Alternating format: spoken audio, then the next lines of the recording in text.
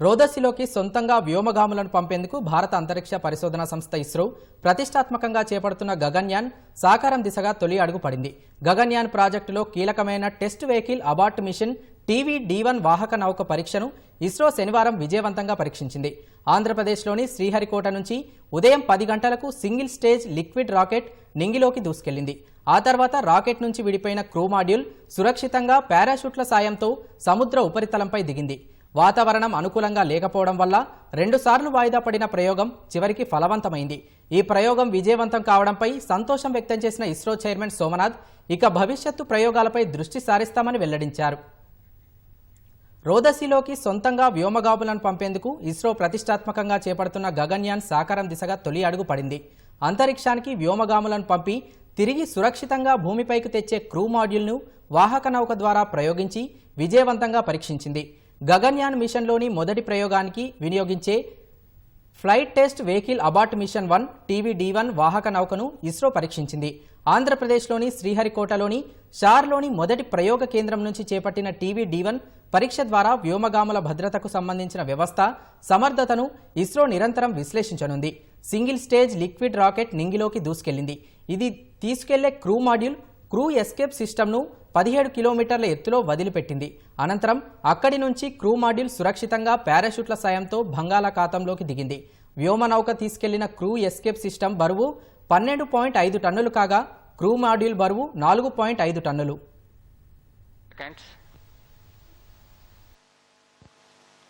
10, 9, 8, 7, 6, 5, 4, 3, 2, 1, 0.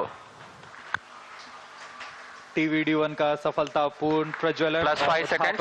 प्रथम प्रमोचन मंच से Here we have a textbook liftoff of TVD-1, a major milestone towards ISRO's Gaganyaan mission. Due to tracking. Plus 15 seconds.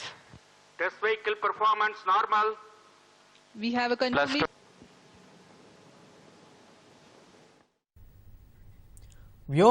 వ్యోమగాములను 400 కిలోమీటర్ల ఎత్తులోని దిగువ భూకక్షలోకి పంపించి 3 రోజుల పాటు అక్కడే ఉంచి తిరిగి సురక్షితంగా భూమికి తీసుకురావాలన్నది గగన్యాన్ ప్రాజెక్టు లక్ష్యం.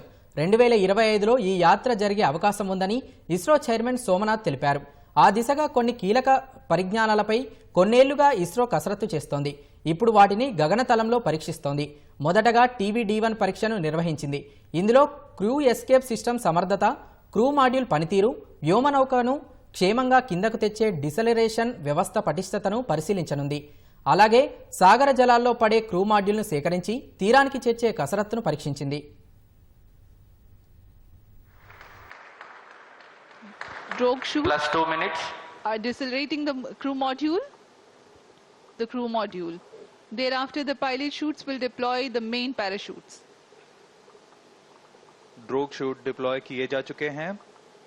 यह करीब 16 किलोमीटर की ऊंचाई पर डिप्लॉय कर दिए गए थे और करीब 2 On your TV screens, the visuals, the real-time visuals of the drogue parachutes in a deployed condition being captured from crew module की गति पूर्व निर्धारित तरीके మానవ సహిత వ్యోమనౌకతో నింగిలోకి బయలుదేరిన వెంటనే రాకెట్లో ఏదైనా లోపం ఉత్పన్నమైనప్పుడు వ్యోమగాములు ప్రాణాలు ప్రమాదంలో పడిపోతాయి. అలాంటి పరిస్థితుల్లో వారు కూర్చొని క్రూ మాడ్యూల్ను రాకెట్ నుంచి వేరు చేసి సురక్షితంగా కిందకు తీసుకురావాలి. దీన్ని క్రూ ఎస్కేప్ సిస్టమ్ CES అంటారు. ఇది ఒక రకంగా అత్యవసర ద్వారం లాంటిది. క్రూ ఎస్కేప్ వ్యవస్థ చాలా చురుగ్గా మెరుపు వేగంతో పనిచేయాలని ఈ దిశగా క్రూ ఎస్కేప్ వ్యవస్థ కోసం క్విక్ రియాక్టింగ్ సాలిడ్ మోటార్లను అభివృద్ధి చేశామని ఇస్రో తెలిపింది. ఇవి చాలా వేగంగా ప్రజ్వరిల్లి అధిక థ్రస్ట్ను ఉత్పత్తి చేస్తాయి. మొత్తం 5 రకాల రాకెట్ మోటార్లు ఇందులో ఉంటాయి. velocity of impingement in the sea to around 12 meters per second. We are at an altitude of 1.6 kilometers. परीक्षण पूर्व निर्धारित तरीके है और ऊंचाई 1.5 किलोमीटर.